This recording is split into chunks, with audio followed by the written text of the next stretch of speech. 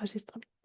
Donc, je vais peut-être commencer à me présenter. Je suis Christelle Noury, cadre hygiéniste au CPA Île-de-France. Et je suis accompagnée pour ce webinaire sur les bonnes pratiques autour du bio-nettoyage des locaux à destination des ASH et des agents d'entretien et responsables de bio-nettoyage. Je suis accompagnée de Monsieur Franck Varret. Je vais le laisser. Bonjour, donc Franck Varret, je suis cadre de santé hygiéniste au CPS Île-de-France et je vais accompagner Christelle du coup, notamment pour animer le chat.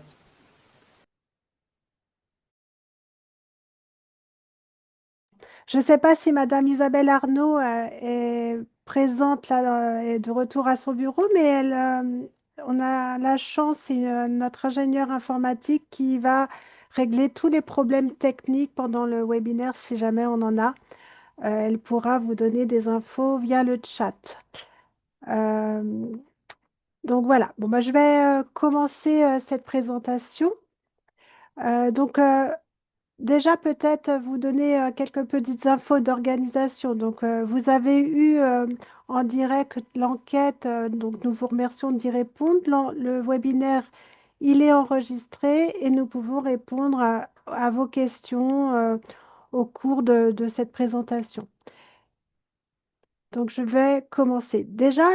Euh, Déjà, il faut peut-être, dans un premier temps, définir ce qu'est le bio-nettoyage. Donc, le bio-nettoyage, ça regroupe deux opérations.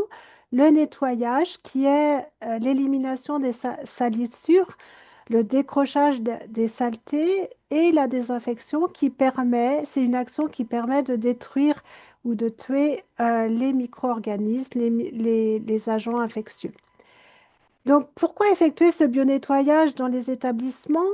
C'est déjà, dans un premier temps, maintenir un niveau de propreté générale de l'établissement, mais aussi pour lutter contre la contamination de l'environnement et la contamination des surfaces dans un établissement de santé ou un établissement qui accueille les personnes âgées ou personnes en situation de handicap. Mais ce bio-nettoyage permet aussi d'éviter, contribue à la prévention des infections associées aux soins et évite, dans certaines situations, des infections nosocomiales qui peuvent arriver euh, pendant l'hospitalisation d'un patient ou d'un résident. Et donc, ce bio-nettoyage, c'est très, très important dans les établissements de santé parce que ça permet d'éviter des infections et donc il faut que le personnel soit formé aux procédures. Alors, ce bio-nettoyage, il est nécessaire parce que l'environnement du patient et du résident peuvent se contaminer par un ensemble de micro-organismes qui sont les bactéries, les virus, les champignons, les levures, hein. Dans le langage courant, on appelle ça microbes, mais on les appelle aussi agents infectieux. Et donc, ces agents infectieux, on les retrouve sur les surfaces autour du patient ou des résidents. Et donc, si on faisait des prélèvements sur le lit, par exemple, sur le matelas, on retrouverait des germes, des bactéries du patient. Comment? Ah, je partage pas mon diaporama, d'accord.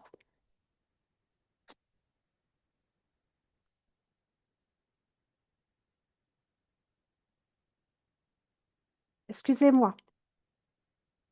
Donc là, c'est mieux. Donc, c'est bon pour le diaporama, Franck? OK.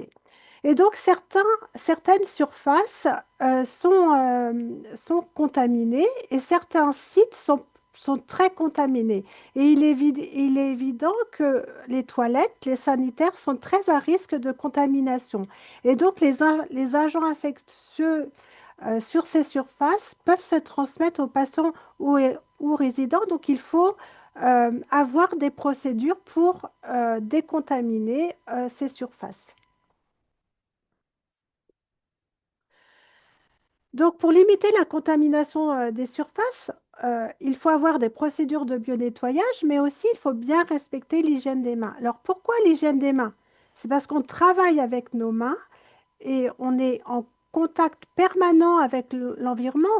Nos mains, ce sont nos outils de travail, donc on touche aux objets, au matériel, au mobilier. Et en plus, pendant les soins, les soignants touchent les patients.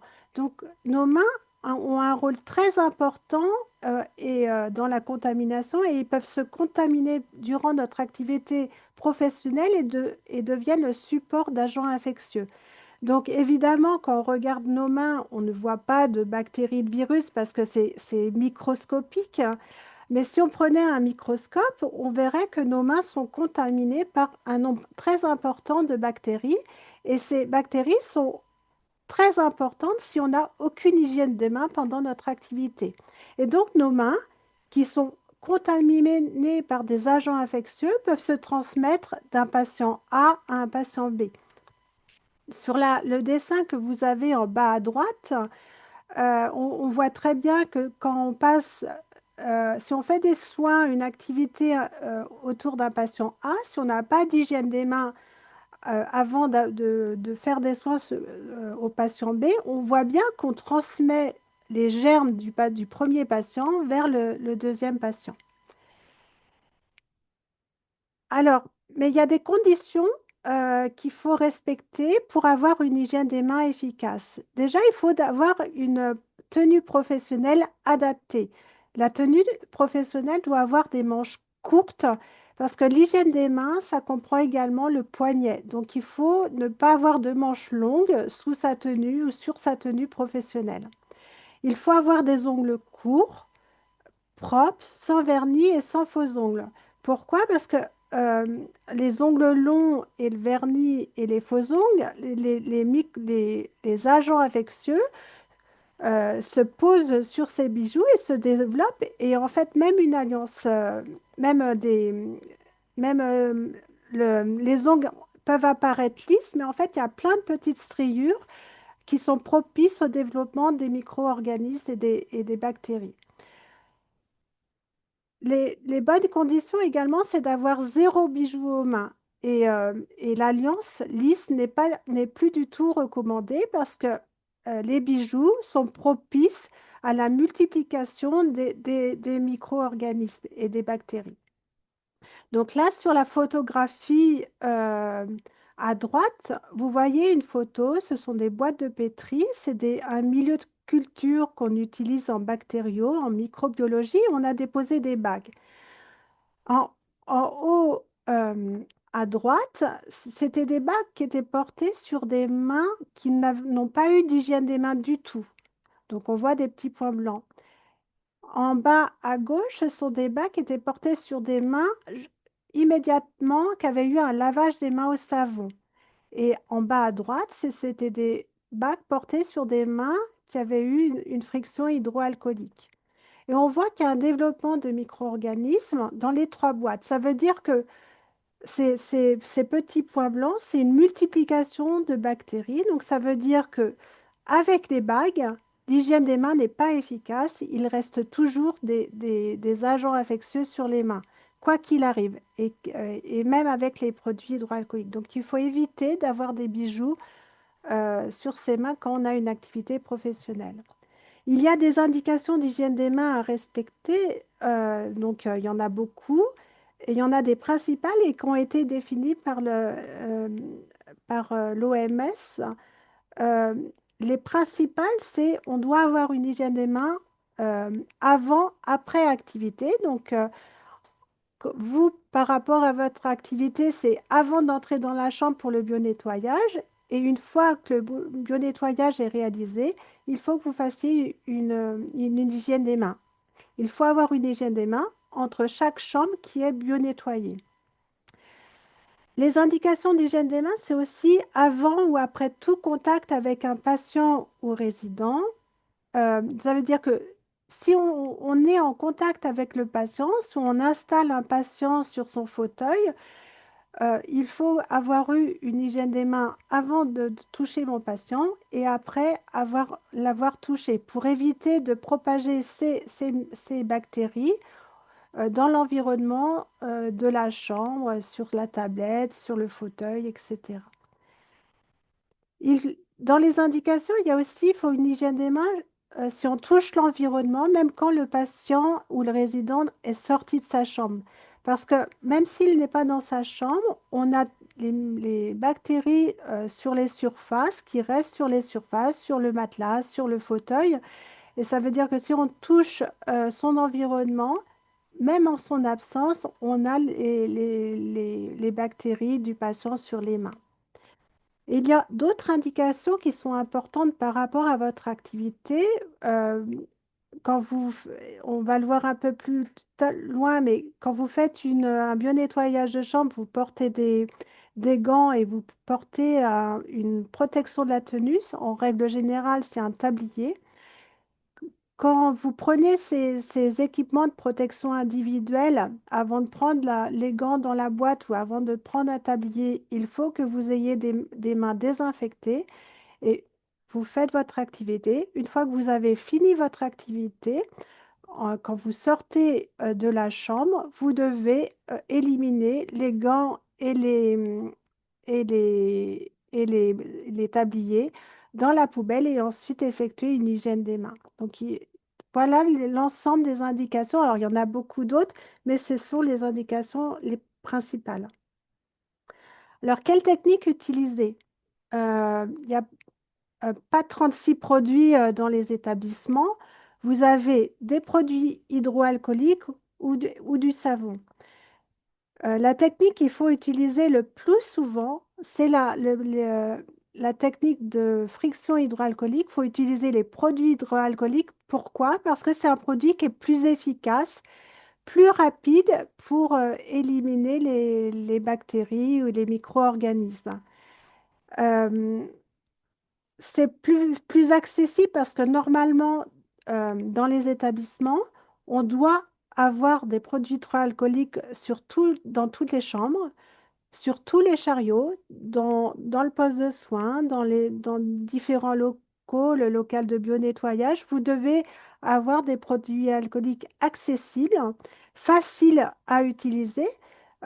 C'est un peu plus difficile d'effectuer l'hygiène des mains quand il faut courir au bout du couloir pour avoir un lavabo et du savon. Donc en fait, euh, il faut mettre dans vos établissements des produits hydroalcooliques et normalement, on en a sur tous les chariots.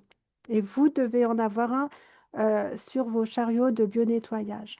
Ces produits hydroalcooliques sont utilisables dans tous les secteurs, hein. Même en réa néonate, les soignants utilisent ces produits hydroalcooliques. Il n'y a aucun problème.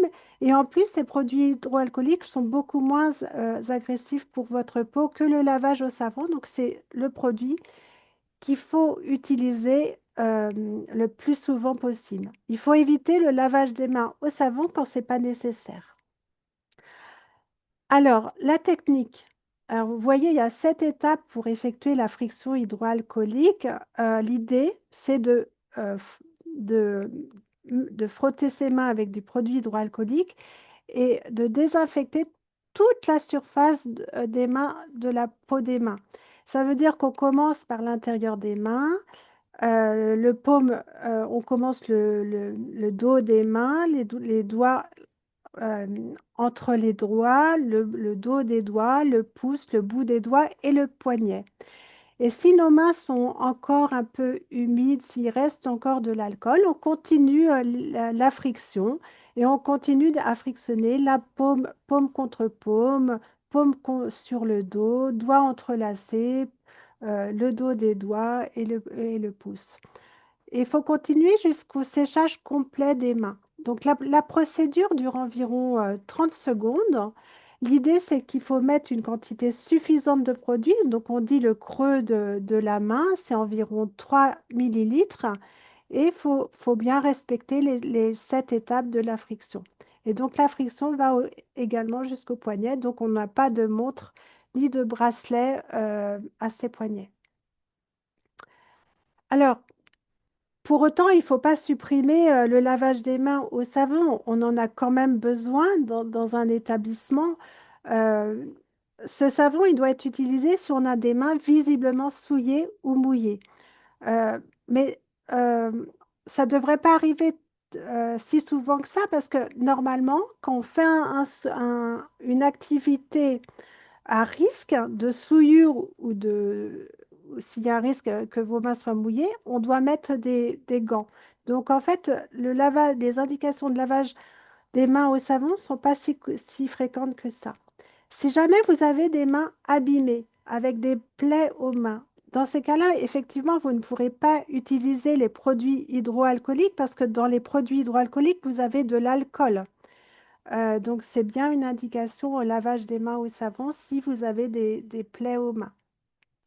Et il y a des indications pour les gestes de la vie quotidienne, après passage aux toilettes, après le repas. Ça, c'est des indications de lavage au savon. Donc, peut-être m'arrêter sur ce lavage au savon quand, si jamais vous faites un lavage au savon, il faut d'abord mouiller ses mains, prendre une quantité de savon, bien frotter comme la friction hydroalcoolique. Il faut frotter suffisamment sur toute la partie, toutes les surfaces de la main.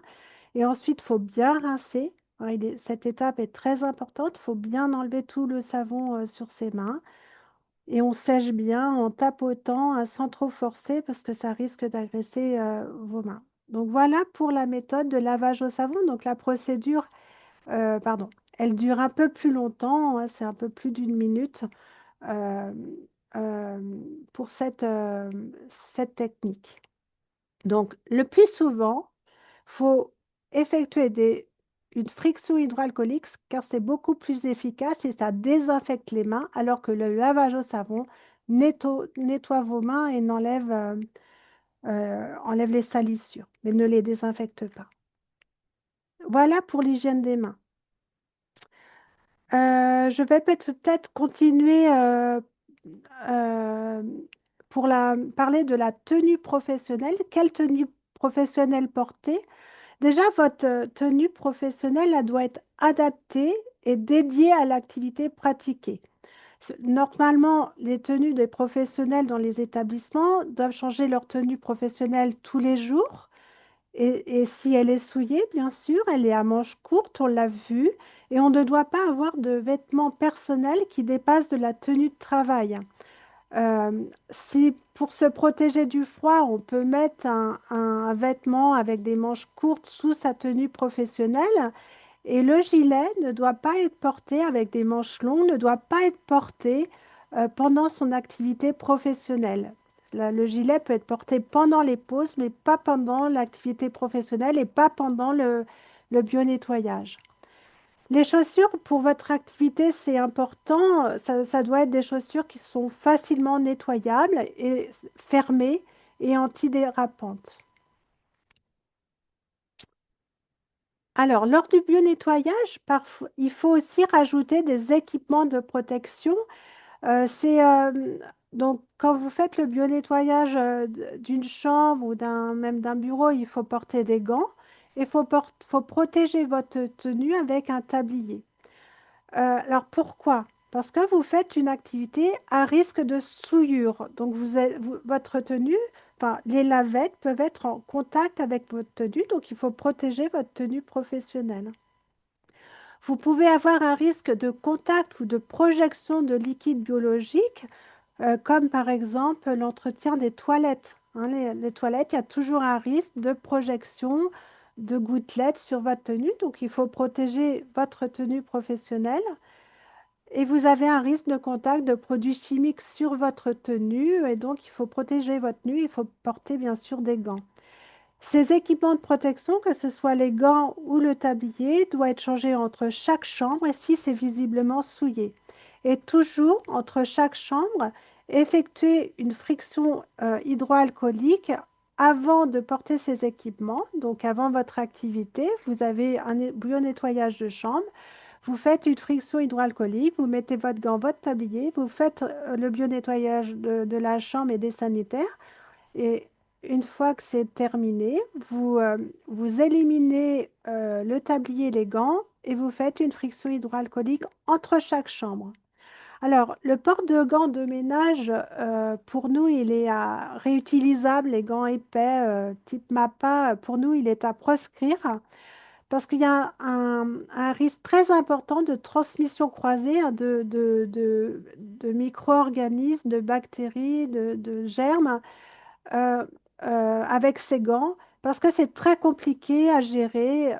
Normalement, il faudrait les désinfecter entre chaque chambre et c'est mission impossible. Donc, il faut utiliser des gants et c'est vrai que les gants nitriles sont probablement à privilégier parce qu'ils sont un peu plus épais que les gants en vinyle. Parfois, il peut être nécessaire également de porter d'autres équipements. Donc, vous avez le masque à usage médical. Donc, c'est si, par exemple, vous êtes enrhumé, vous toussez, vous vous sentez un petit peu malade, il faut que vous puissiez protéger vos collègues, mais aussi protéger les patients et les résidents. Le masque arrête les gouttelettes que vous pouvez mettre et donc ça protège les autres. Donc si vous vous sentez grippé, il faut porter un masque à usage médical. Il peut arriver que dans certains services, quand il y a des épidémies ou même au sein de l'établissement dans lequel vous travaillez, pendant les périodes de grippe, on peut vous demander de porter un masque en continu, soit en continu dans le service, ou soit dès que vous entrez dans l'établissement. Ça peut être des décisions de la direction. Et parfois, pour certaines pathologies, assez souvent dans ces cas-là, il y a des affiches devant les chambres. Les patients sont mis en précaution complémentaire d'hygiène et parfois, il peut être nécessaire de porter un masque. La plupart du temps, c'est un masque à usage médical, mais il peut arriver que deviez aussi porter un masque FFP2 qui a une filtration plus importante. C'est possible. En tout cas, dans le moindre doute, il faut demander l'avis aux soignants du service. Ce masque à usage médical, il est à changer toutes les 4 heures si vous le portez en continu et s'il est souillé. Hein, s'il est humide, il faut le changer. Il peut être aussi nécessaire durant votre activité, et je pense aux produits chimiques hein, qui peuvent se projeter sur vos visages. Il faut protéger vos yeux, donc vous devez avoir accès également à des lunettes de protection. Alors les lunettes de vue ne protègent pas, il faut rajouter des lunettes de protection qui protègent sur le côté pour éviter la projection soit de produits chimiques, hein, parce que vous travaillez avec des produits chimiques, donc il y a toujours un risque parfois peut-être d'en recevoir sur le visage.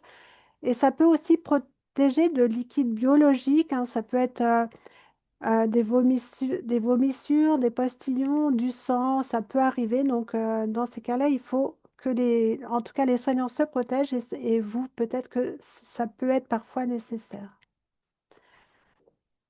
Alors, comment on retire ces gants ou le tablier? Il y a une méthode. Donc, le premier gant, on l'enlève naturellement. Et avec votre main qui est plus gantée, normalement, il faut enlever le gant qui reste à l'intérieur. Il faut mettre ses doigts à l'intérieur du gant pour éviter de contaminer ses mains. Mais même en faisant très attention, il y a toujours un risque de contamination des mains, pardon. Donc, il faut toujours, après avoir retiré des gants, faire une friction hydroalcoolique. C'est pareil pour les équipements de protection. Donc là, sur l'image, une surblouse, mais le plus souvent, vous avez des tabliers. Et donc, on décroche le tablier par derrière, on enroule, on le fait délicatement, on jette et on se fait une friction hydroalcoolique. Euh, Alors, je ne sais pas s'il y a des questions. J'y ai répondu, Christelle, au fur et à mesure.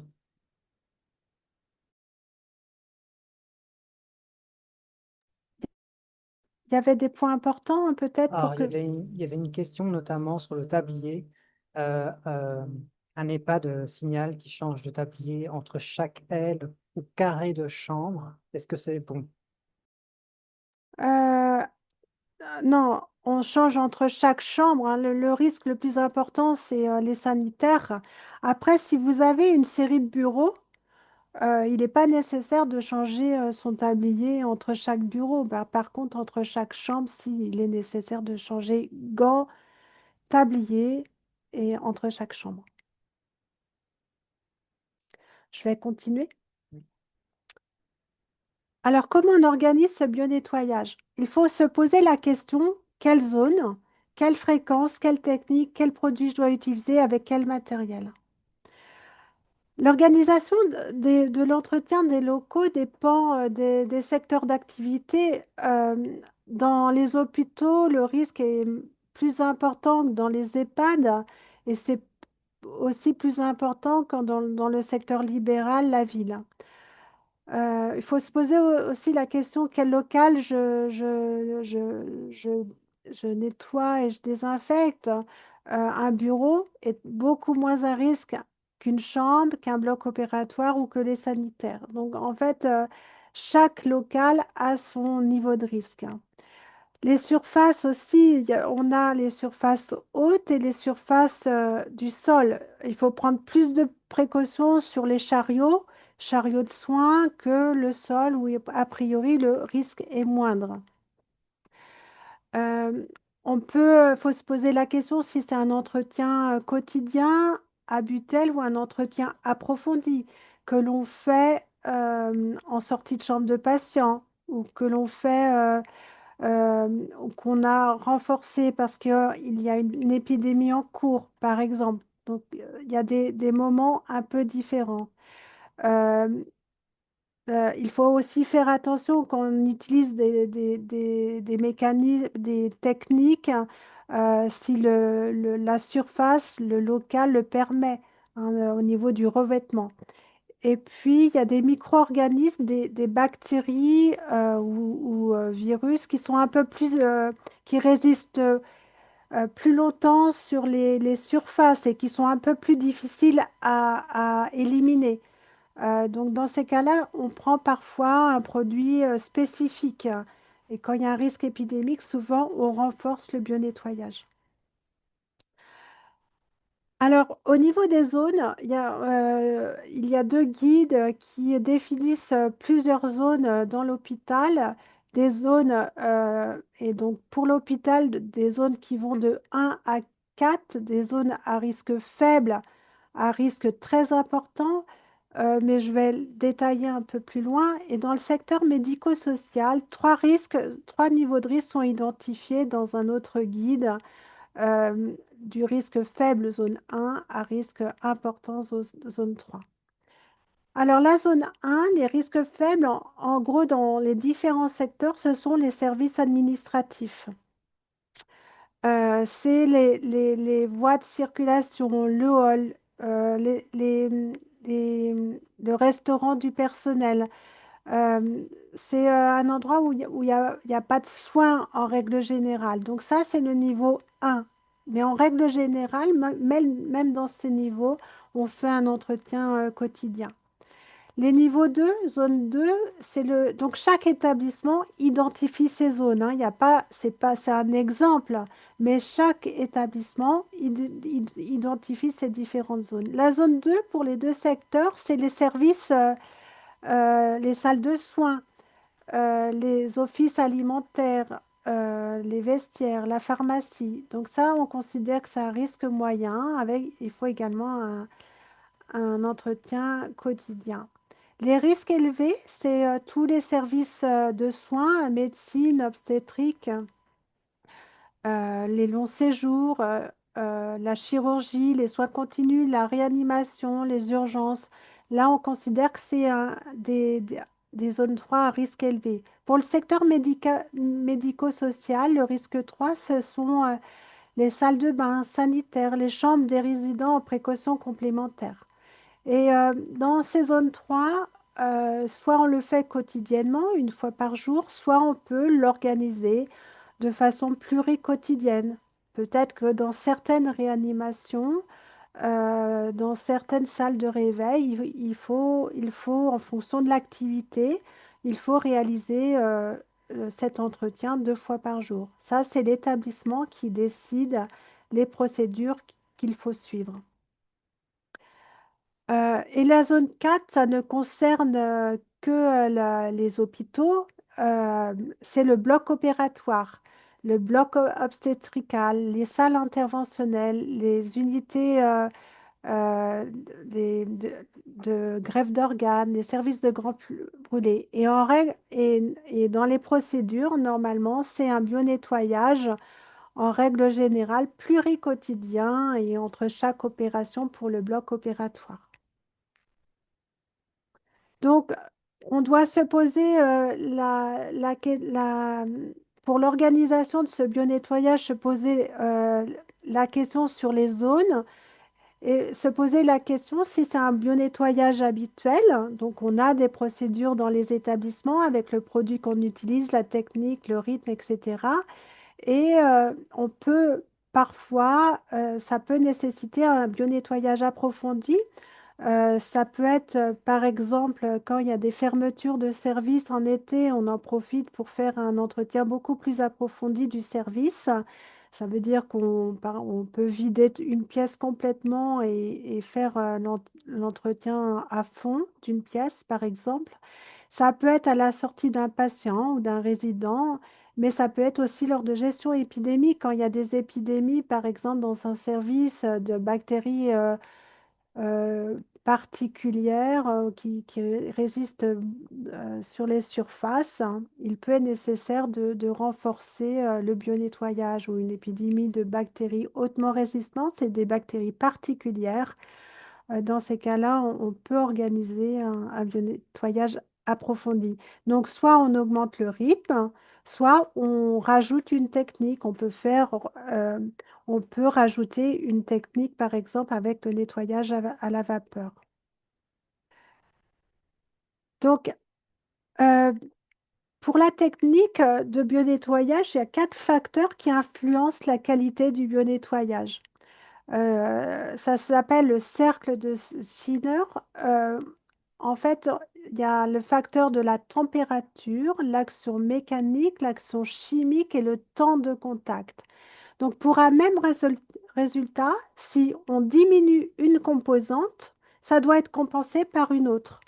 Par exemple, si on décide, si au sein d'un établissement, on décide qu'on ne va plus utiliser de chimie où on va baisser la chimie, on va plus utiliser de produits chimiques. Dans ces cas-là, il faut renforcer la température. Ou il faut renforcer avec, par exemple, le nettoyage vapeur, on n'utilise pas de produits chimiques. Ou on va renforcer le facteur mécanique. Par exemple, on va utiliser des microfibres qui a un effet qui décroche plus facilement les salissures et donc on peut baisser la chimie dans ces cas-là. Voilà ce cercle de Ziller. Alors, quelle technique on utilise? Donc, on l'a dit, le bio-nettoyage comprend le nettoyage et la désinfection. Dans le nettoyage, on a le procédé mécanique donc qui enlève les salissures. Donc l'effet mécanique peut être utilisé avec la microfibre et l'eau sans produits chimiques qui permettent de bien éliminer les salissures. Et en nettoyage, on peut aussi utiliser le procédé chimique qui est le produit nettoyant qui s'appelle un détergent. Pour la désinfection, on a le procédé chimique avec l'utilisation de désinfectants et le procédé physique par, aussi en utilisant les ultraviolets. Par rapport au bio-nettoyage, on peut utiliser un procédé mécanique avec l'utilisation de nettoyeurs vapeur hein, qui nettoie et qui désinfecte en même temps. La chaleur euh, est efficace pour désinfecter, ça décape bien et ça désinfecte. Et il y a aussi le procédé chimique avec l'utilisation des détergents et désinfectant. En fait, dans les produits, dans certains produits, ils font deux en un. Ils nettoient et ils désinfectent. Et à qualité égale, il faut essayer d'utiliser les méthodes les plus éco-responsables possibles. Enfin, il faut les privilégier, les méthodes éco-responsables, quand c'est possible. Donc, il faut toujours se poser la question, il faut toujours tenir compte de l'impact environnemental du bio-nettoyage pour choisir la technique. L'objectif, il faut essayer de limiter la consommation en eau, il faut essayer de réduire la consommation de produits chimiques. Pourquoi? Parce que certains désinfectants peuvent être toxiques pour l'environnement, ça peut être toxique pour l'homme, avec une toxicité aiguë, chronique, irritation, et ça peut même parfois induire des résistances aux antibiotiques ou contenir des perturbeurs endocriniens. Donc, quand c'est possible, il ne faut pas faire n'importe quoi, mais on peut essayer de réduire cette consommation de produits chimiques. Donc, les moyens, bah, il faut réfléchir aux besoins pour chaque zone. Hein, on peut commencer dans les zones les moins à risque et supprimer les produits chimiques dans certaines zones moins à risque. Et on peut aussi commencer par le sol dans les zones, dans certains secteurs. Donc, ça peut être intéressant de supprimer ces produits chimiques. Il faut essayer de réfléchir aussi à l'utilisation de matériel réutilisable, les bandeaux, les lavettes. Donc, il faut essayer d'éviter d'utiliser trop d'usages uniques, mais dans ces cas-là, il faut vraiment réfléchir à leur entretien. Hein, ça doit être entretenu à l'hôpital avec des bonnes procédures et ça doit être séché en machine. En fait, on peut utiliser du réutilisable, mais il faut bien sûr bien les nettoyer et bien les désinfecter. Euh, il faut probablement privilégier la pré-imprégnation du matériel de nettoyage pour limiter la consommation en eau et en produits chimiques. Il faut essayer de choisir des produits euh, qui sont écolabels euh, et essayer de retenir les techniques non chimiques, microfibre plus eau quand c'est possible, vapeur, autolaveuse, etc. Alors les techniques pour le sol. Donc, c'est à adapter, bien sûr, au secteur et à la situation épidémique locale. Mais pour l'entretien des sols, il faut toujours commencer par ce qu'on appelle le balayage humide ou le dépoussiérage. C'est vraiment une étape incontournable avant de laver son sol. Hein, il faut d'abord éliminer les salissures et éliminer les poussières qui sont sur le sol. On ne peut pas nettoyer son sol si on n'a pas éliminé les cheveux, les paquets de compresses, etc., qui peuvent être dans une chambre de patient ou de résident. Donc d'abord, on fait un dépoussiérage, balayage humide. Donc, on peut le faire avec une microfibre sèche qui a un effet électrostatique qui accroche toutes les saletés. Donc, en passant cette microfibre, on ramasse tout ce qui peut traîner sur le sol. On peut utiliser une gaz non imprégnée humidifiée à l'eau. Et on peut utiliser des gaz non tissés préimprégnés d'une huile minérale sèche à usage unique. La deuxième étape, c'est le lavage du sol avec une action mécanique, plus ou moins de la chimie, qui permet d'éliminer les salissures et qui sont adhérentes sur le sol et qui est à adapter en fonction des zones. Donc l'objectif, c'est d'obtenir une propreté visuelle, mais aussi ce lavage permet d'obtenir une propreté bactériologique en réduisant le nombre de micro-organismes, d'agents infectieux, de bactéries, de microbes. Alors, on a besoin de matériel. Pour ça, il faut un balai ergonomique, un bandeau pour effectuer ce lavage. Il y a différentes méthodes. Il y a la méthode en godille qui est, vous voyez sur l'écran en haut, qui est assez intéressant pour les surfaces encombrées, et la méthode eau poussée, qui sont intéressantes pour les pièces qui ne sont pas du tout encombrées. Donc, on peut, comme produit, soit on n'utilise que de l'eau, soit on peut utiliser un détergent ou un détergent désinfectant en fonction des différents secteurs. Alors, il y a aussi la technique qui peut être programmée selon un rythme défini par l'établissement, utiliser des monobrosses, disques abrasifs, autolaveuses, ce qui permet d'avoir une action mécanique assez importante et ça peut être une méthode qui permet d'éviter d'utiliser trop de produits chimiques. Pour les surfaces hautes, euh, les produits, en tout cas encore à l'hôpital et quand il y a des soins et des patients, ce qui est recommandé, c'est toujours l'utilisation de solutions détergentes désinfectantes. Donc les surfaces hautes, c'est le lit du patient, les ridelles, le chariot de soins. Bon, ça, c'est les recommandations, mais c'est vrai que peut-être pour la lumière, c'est pas forcément toujours utile d'utiliser des produits chimiques, mais c'est encore les recommandations. Euh,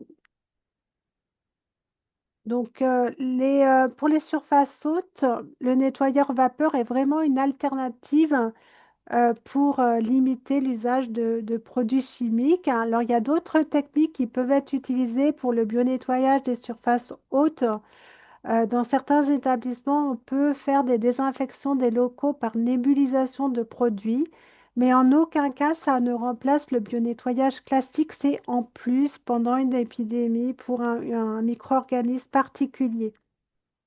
C'est à réserver pour des situations, on va dire, exceptionnelles.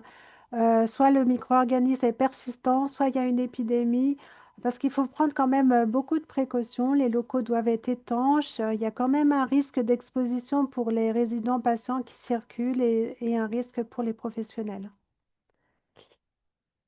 Alors, si je continue, les produits qu'on peut utiliser, les produits, vous avez à disposition dans les établissements des détergents, des désinfectants, des détergents désinfectants, des détartrants, des produits vitres.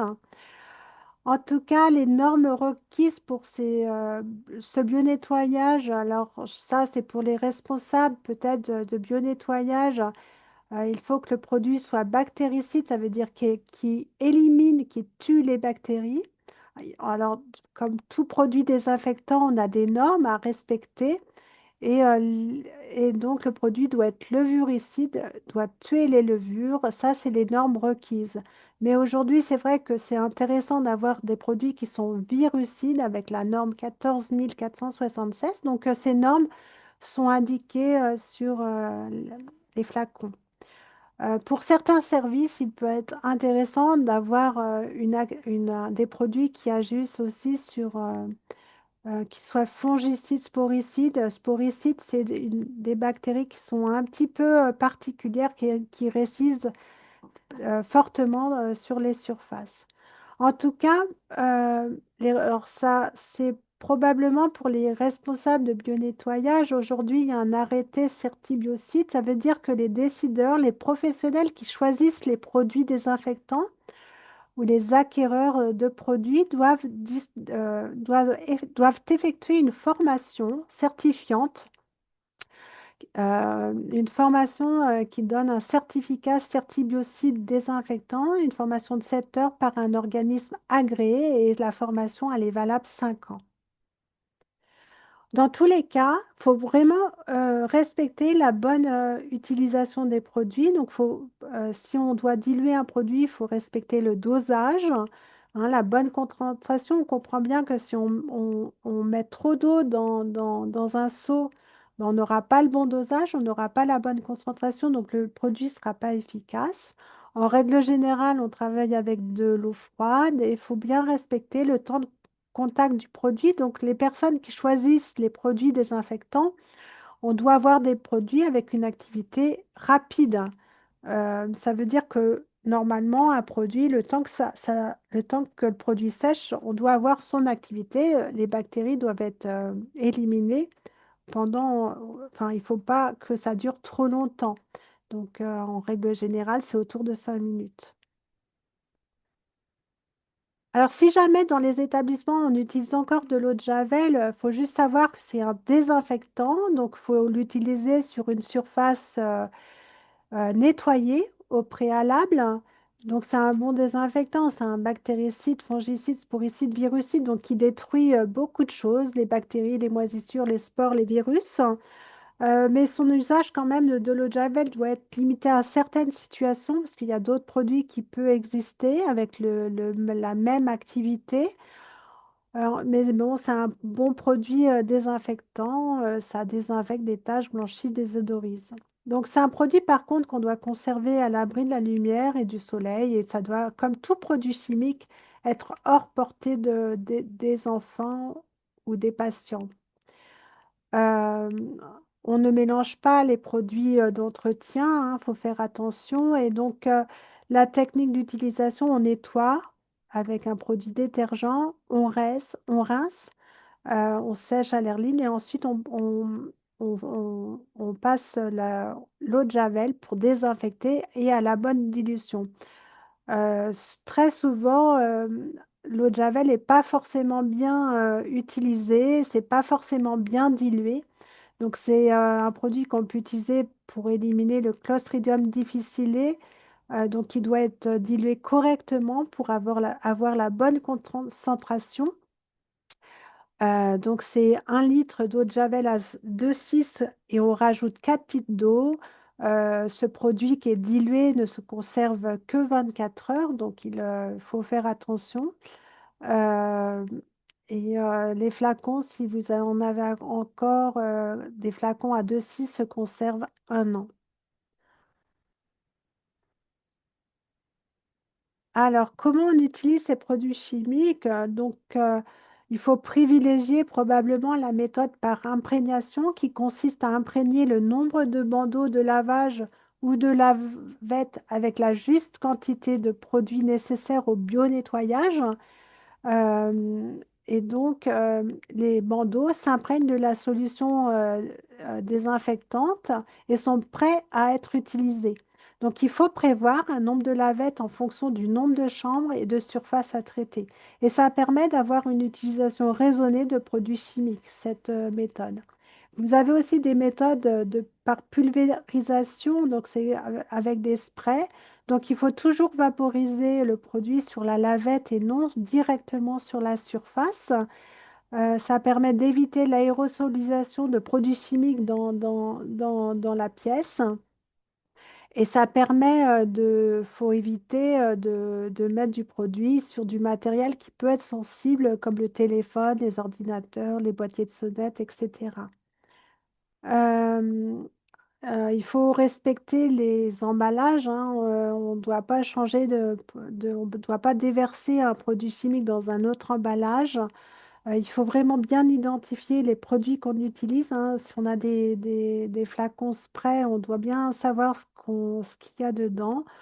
Il faut renouveler le stock de façon régulière avec une rotation des stocks.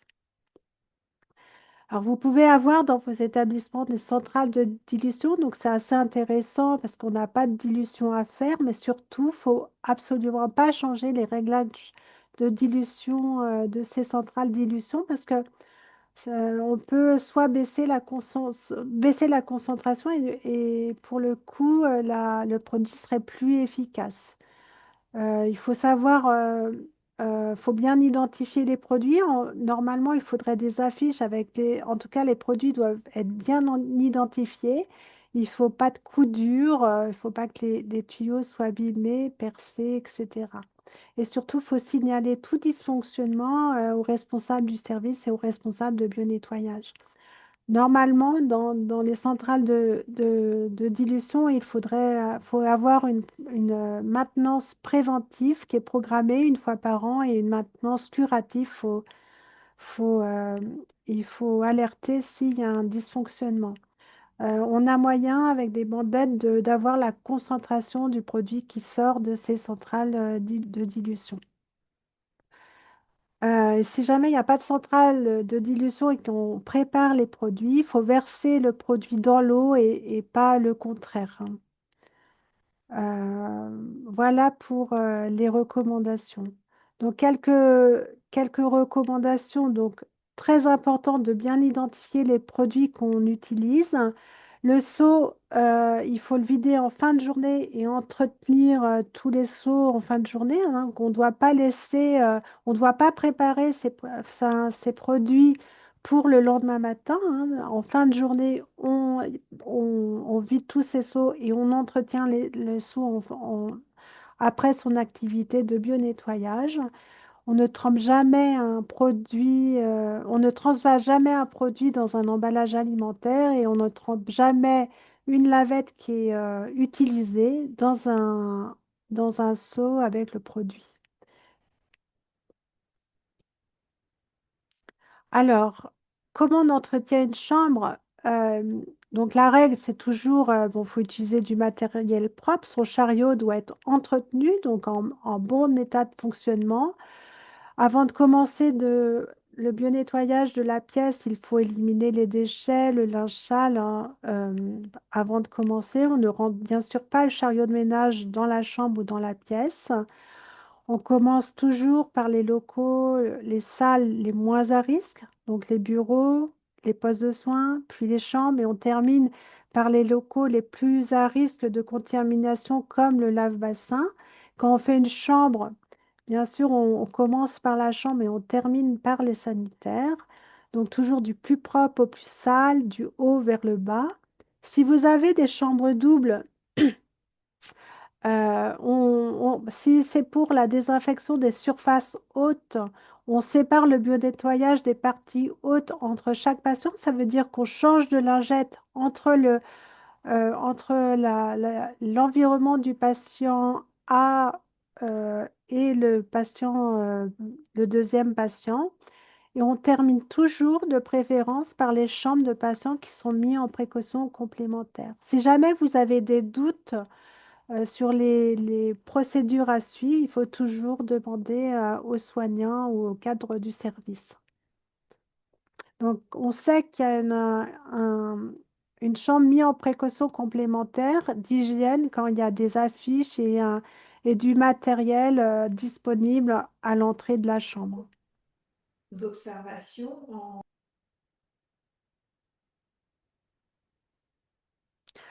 Là, vous avez, c'est à l'intérieur de deux guides, vous avez l'ordre du bio-nettoyage. On commence par le luminaire, ensuite la tablette, le lit, et on termine par le sol. Et pour la salle, pour les sanitaires, et on commence par les luminaires en haut et on termine par les toilettes et le sol. Peut-être des questions? Oui, il y a trois questions. Une première question, c'est est-il possible d'organiser de façon hebdomadaire une désinfection des siphons avec de l'eau de Javel?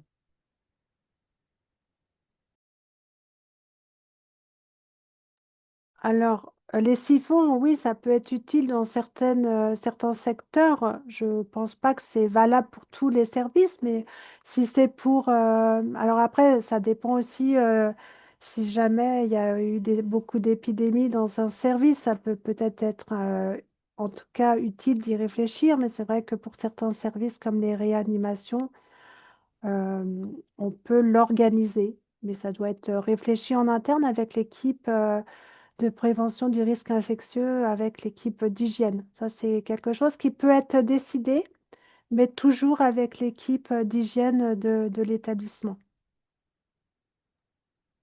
Une deuxième question par rapport au fait de pulvériser sur des lavettes et non directement sur les surfaces. Certains sprays ont un temps de contact d'efficacité de plusieurs minutes.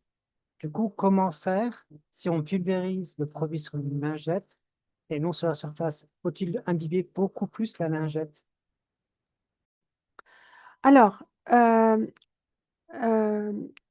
en fait, quand vous pulvérisez la lingette, il faut que la lingette soit humide, hein. Il faut qu'il y ait du produit sur la lingette.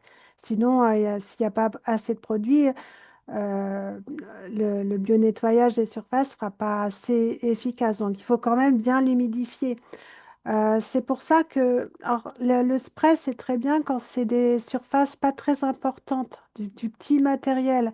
Euh, Bah, par expérience, quand c'est des surfaces un peu importantes, voire si c'est tout un lit ou même une surface de chambre, je trouve ça plus intéressant d'avoir les lingettes qu'on trempait dans le produit.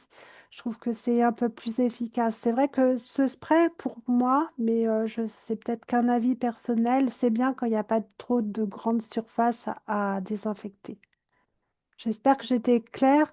Et en plus, donc, il faut bien que la lingette soit bien humide. Le temps en fait, c'est le temps du séchage pour que ça soit efficace et qu'on soit réellement bactéricide, levuricide et virucide. Alors, elle souligne justement que le temps de séchage est plus rapide que le temps de contact. Il y avait une question.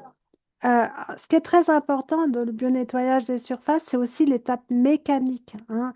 En fait, ce n'est pas suffisant de mettre du spray sur les surfaces. Il faut avoir l'effet mécanique de la lingette avec sa main et il faut frotter la surface, hein. Le spray n'est pas du tout suffisant.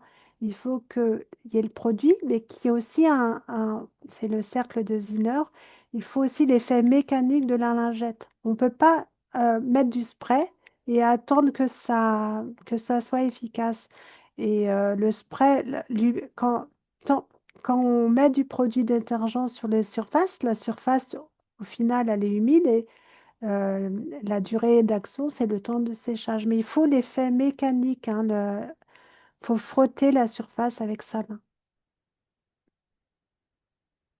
Et que penser du coup des pulvérisateurs en mousse qui ont été conçus pour pulvériser directement sur les surfaces? Alors moi, je pensais que malgré... Alors, la mousse, c'est très bien parce que ça évite de pulvériser des produits chimiques dans l'air, mais je pense que même avec ces produits qui sont en mousse, il faut quand même mettre ce produit directement sur la lingette. Mais je ne connais pas les discours des fabricants par rapport à ces produits, mais il me semble que ça n'élimine pas toute aérosolisation. Donc après, c'est des décisions internes pour rédiger vos procédures, mais euh, je pense qu'il faut quand même mettre le produit directement sur la lingette. Aussi, moi, je pense, Dernière question. C'est une question qui est un peu longue. Il s'agit d'un produit détergent, détartrant, désinfectant. Et en fait, qui pulvérise sur l'ensemble des surfaces hautes et sur la robinetterie de la salle de bain. La question que se pose le professionnel, c'est doit-il l'étaler sur une lavette ou le laisser agir comme tel? Parce qu'après, il le rince avec l'eau du réseau et ils vont sécher avec une microfibre. Ou alors, il faudrait qu'il pulvérise le détergent, détergent, désinfectant sur une lavette et l'appliquer directement sur la robinetterie.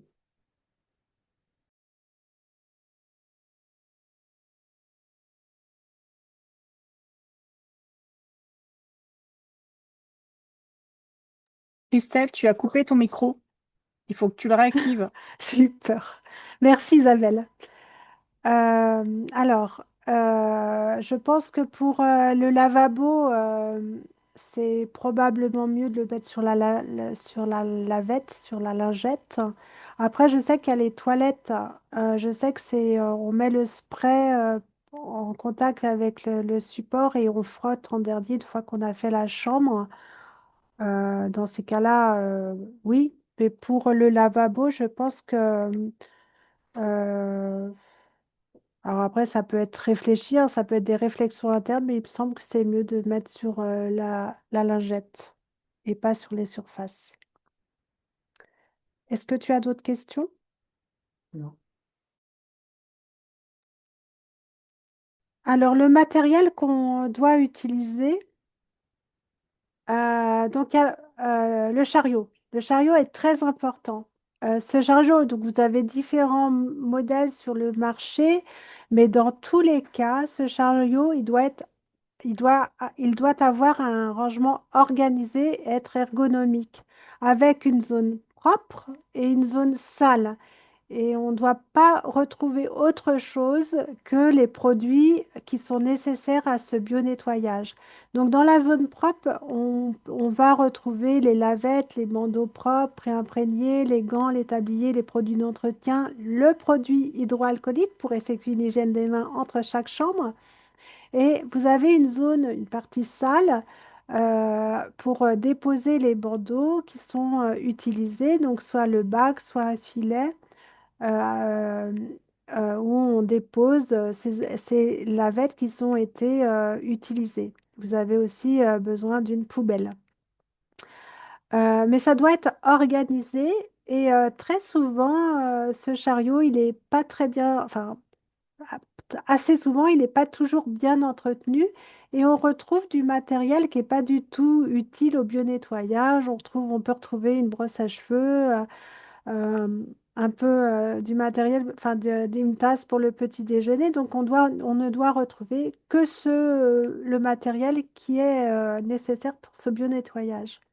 Et ce chariot, il doit être entretenu de façon quotidienne après son activité.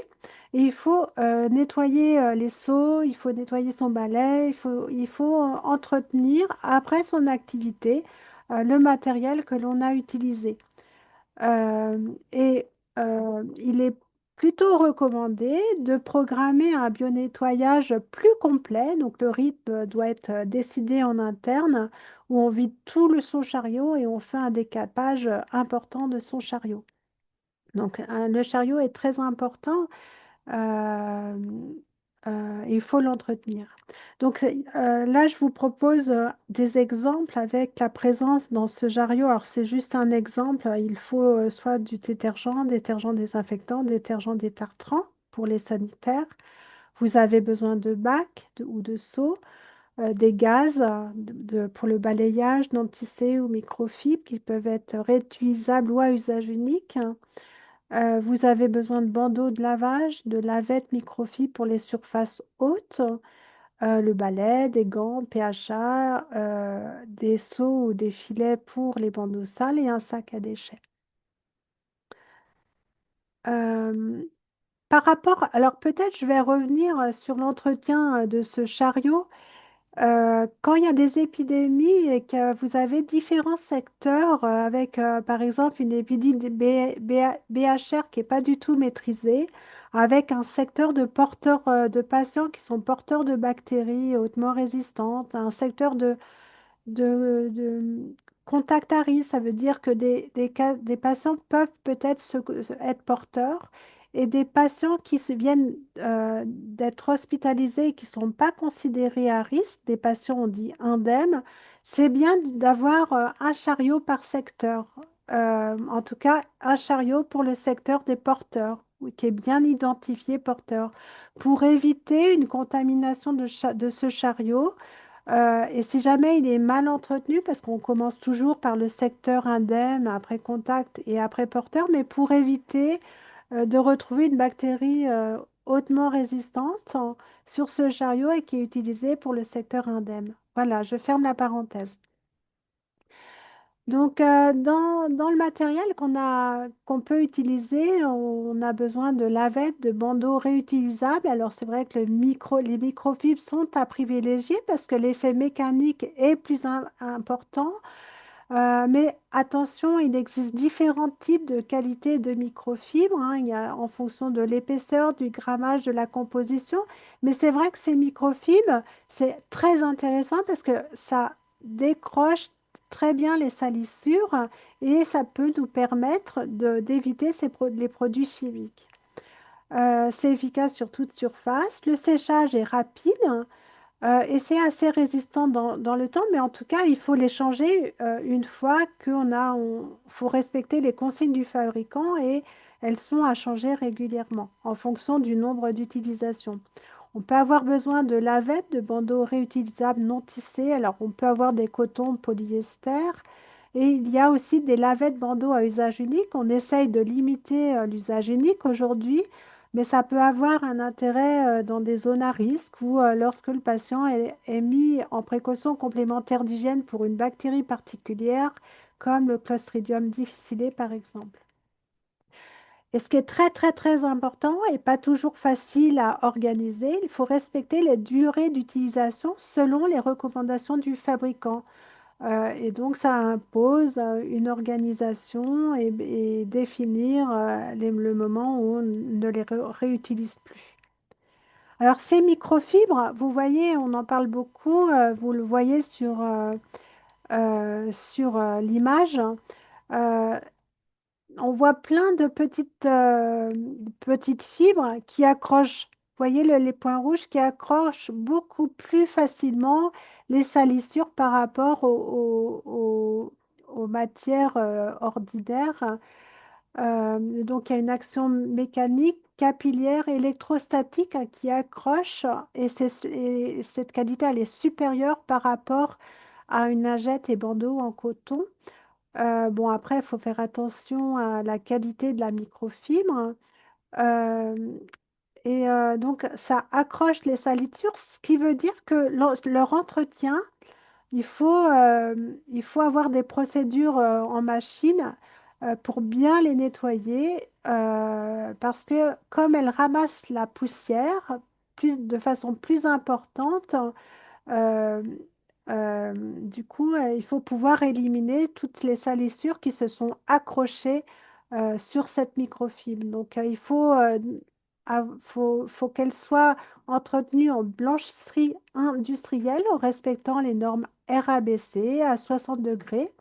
Et faut qu'elle soit nettoyée sans filet. D'ailleurs, tous les bandeaux ne doivent pas rester dans le filet pour leur nettoyage. Il faut et c'est impératif, il faut pouvoir les sécher dans un sèche-linge en blanchisserie. Euh, donc, en dehors de tout contexte épidémique, l'utilisation de la microfibre et l'eau est possible pour l'entretien des sols. Alors, dans les textes, hein, dans les recommandations hors zone à environnement maîtrisé, et pour l'entretien des surfaces dans les locaux à faible risque infectieux qui n'accueillent pas de patients. Dans les lavettes et les bandeaux, vous pouvez avoir des couleurs différentes. Ça fait partie des procédures des établissements. Une couleur pour la chambre, une couleur pour les sanitaires. Ça permet en fait, quand on fait des évaluations de pratique, de bien savoir quelle lingette est utilisée et de ne pas utiliser la même lingette qui ont désinfecté les toilettes. Et après, enfin, ça permet de respecter, de regarder les procédures qui sont en pratique dans les établissements. Ces bandeaux et les lavettes doivent être en bon état, doivent être aussi renouvelés selon les recommandations des fabricants. La microfibre c'est incompatible avec l'eau de javel et adoucissant, entretenu en machine, retiré du filet, là, ça je l'ai dit, et stocké dans une pièce propre après séchage, dans une zone propre. Alors, le local de stockage du matériel, donc on doit avoir un local qui est bien identifié, un local de bio-nettoyage avec une zone propre et une zone sale, zone propre pour stocker les produits et le matériel propre, et une zone sale pour réaliser l'entretien du matériel utilisé. Dans ce local, il faut un lave-mains avec du savon, des essuie-mains, des produits hydroalcooliques. On évite d'avoir un sèche-mains qui est soufflant. Il faut un point d'eau avec un évier, avec un égouttoir pour entretenir le matériel. On peut avoir dans cette pièce une centrale de dilution. On doit avoir du rangement facilement nettoyable avec des étagères qui se nettoient, un siphon au sol pour évacuer les eaux usées et un vidoir. Alors, je vais terminer et ensuite je vais répondre aux dernières questions. La traçabilité et l'évaluation des pratiques est importante. La traçabilité permet de notifier qui fait quoi et quand. Donc, c'est important. Ça doit faire l'objet d'analyses régulières, cette traçabilité, de réajustement des pratiques si nécessaire. Ce document de traçabilité doit être archivé. Ça permet aussi d'assurer des transmissions entre les équipes. L'évaluation de la propreté, il n'empêche qu'il faut aussi faire des évaluations de la propreté Ça doit être fait régulièrement, tracé, ça doit être adapté aux différentes zones.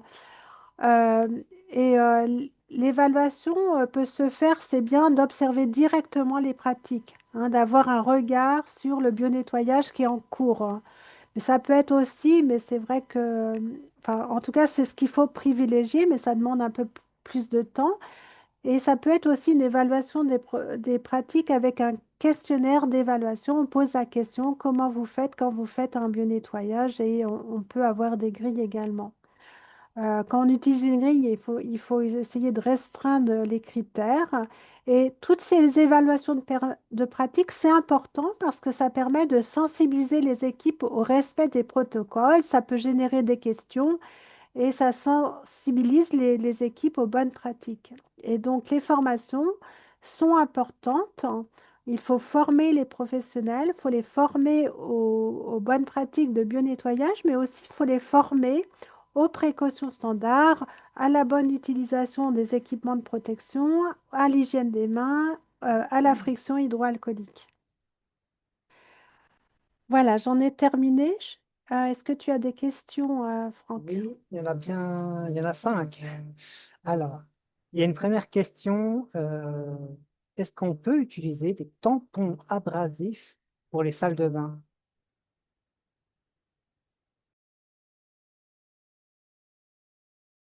Alors, euh, alors, qu'est-ce que je peux répondre à ça? Alors, c'est vrai qu'on voit pas beaucoup de tampons dans les établissements abrasifs. Euh, Quand c'est vraiment incrusté, peut-être un peu gratté, puis de façon désinfectation. exceptionnelle, peut-être. Une tache tenace. Après, ça doit pas être une utilisation courante, je pense, hein. Je pense que ça doit pas traîner ce dispositif. Je pense qu'il faut l'évacuer. Alors après, qu'est-ce qui peut remplacer les produits mécaniques qui sont en nettoyage vapeur, il est assez intéressant pour décrocher les salissures. Je pense qu'aujourd'hui, les établissements doivent avoir un nettoyeur vapeur dans leurs locaux. C'est un produit intéressant pour décrocher les salissures. Voilà. Après, j'ai rien lu sur le sujet. Alors, il y a une question aussi sur les lavages des lavettes. Tu as dit qu'il fallait pas les laver dans le filet. Et en fait, il y a un établissement qui précise que actuellement, eux, en fait, ils ont des filets spécifiques avec un niveau de remplissage qui permet le lavage et le séchage des bandeaux ou lavettes. Et pourquoi faut pas les laver avec le filet? Alors, en fait, le fait d'avoir des filets, l'effet mécanique est moins important. Il y a moins de brassage des lavettes. C'est pour ça, en fait, c'est les recommandations que j'ai entendues d'un expert qui connaît bien la blanchisserie. Après, bien sûr, il faut respecter les consignes du fabricant, mais le fait en fait, dans un filet, il y a l'effet mécanique est moins important. Donc, peut-être que si on limite les lavettes dans un filet, peut-être que l'effet mécanique est aussi important, mais il y a quand même un risque que ce brassage se fasse beaucoup moins avec un filet. Sinon, on a une question par rapport au lavage sans produit. Est-il possible de réaliser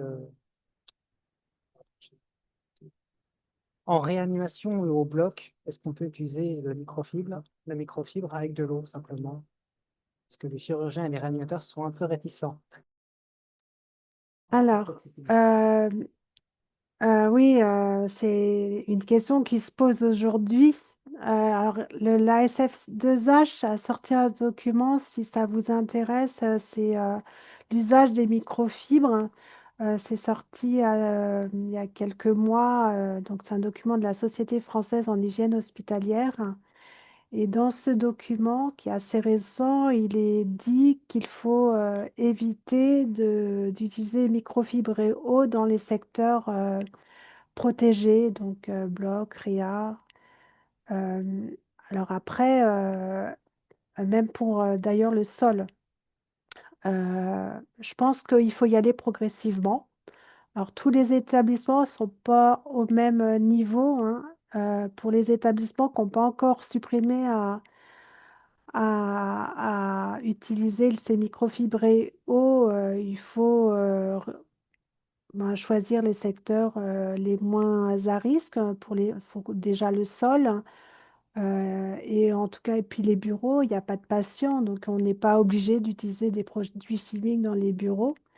Mais c'est vrai que c'est pas encore acté pour les secteurs protégés, type bloc, salle interventionnelle, réanimation. Concernant les feuilles de traçabilité, combien de temps doit-on les conserver? Alors, il n'y a pas de règle, hein. Après, c'est une certaine logique, hein. Faut les établissements, il n'y a pas de règle au niveau de la durée sur ces traçabilités de biodétoyage.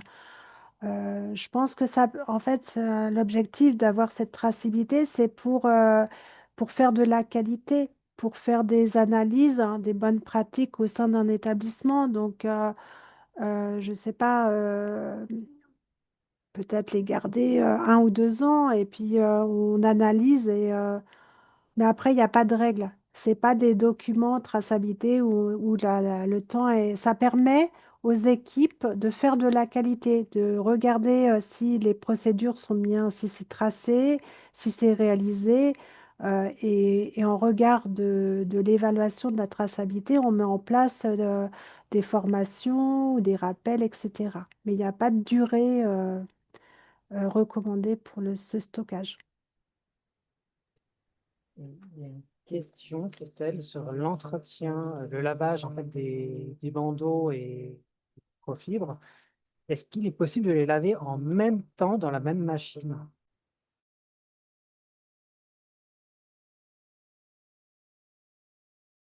Les bandeaux et les microfibres, je pense que oui.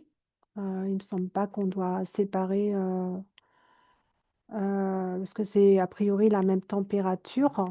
Donc oui.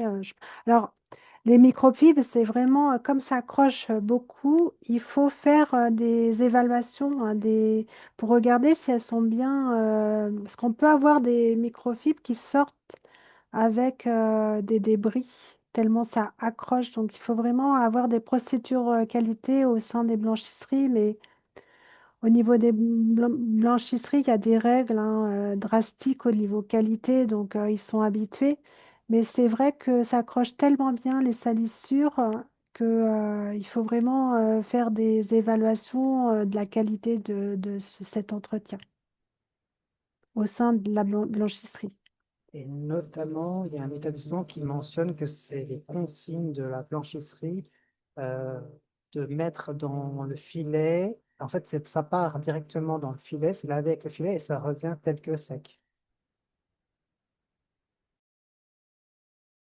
Après, quand ce sont des blanchisseries, il y a des procédures drastiques d'hygiène, hein.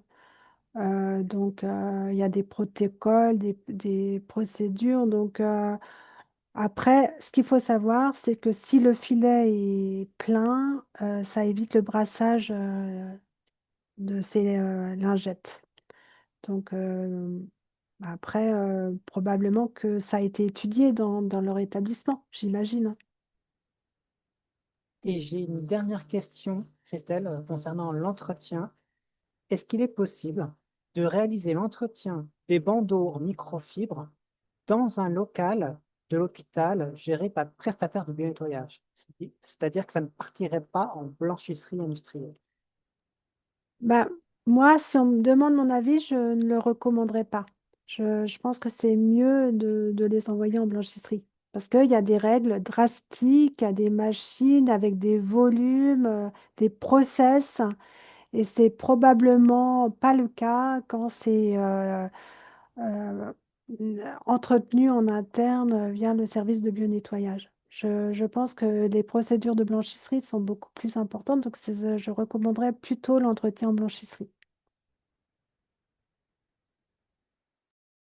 Pour revenir sur le tampon abrasif, Christelle, on est d'accord que si jamais doivent utiliser un tampon abrasif, c'est pour la chambre, il ne doit pas réutiliser le même tampon pour les autres chambres.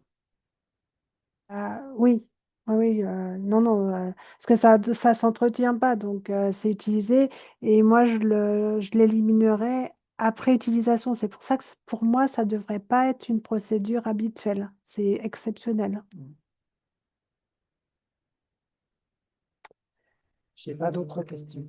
N'hésitez pas, hein, s'il y a une question qui vous vient. Alors, je suis vraiment désolée pour le début de la présentation. Vous n'aviez pas l'écran, j'en suis désolée. Bon, bah, j'espère que s'il n'y a plus de questions, j'espère que cette présentation vous a été utile. Vous retrouverez le diaporama et l'enregistrement replay sur notre site. Donc, bon, moi, j'espère que tout ce qui a été dit vous a été utile. Je vous dis à bientôt pour un autre webinaire. Au revoir. Vous pouvez encore, pour les quelques personnes qui n'ont pas répondu, répondre à votre sondage. Il suffit d'aller en bas dans sondage quiz, vous cliquez dessus et vous pouvez répondre. Merci. Merci Isabelle. Au revoir à Tu peux tous. arrêter l'enregistrement, Au revoir. Christine.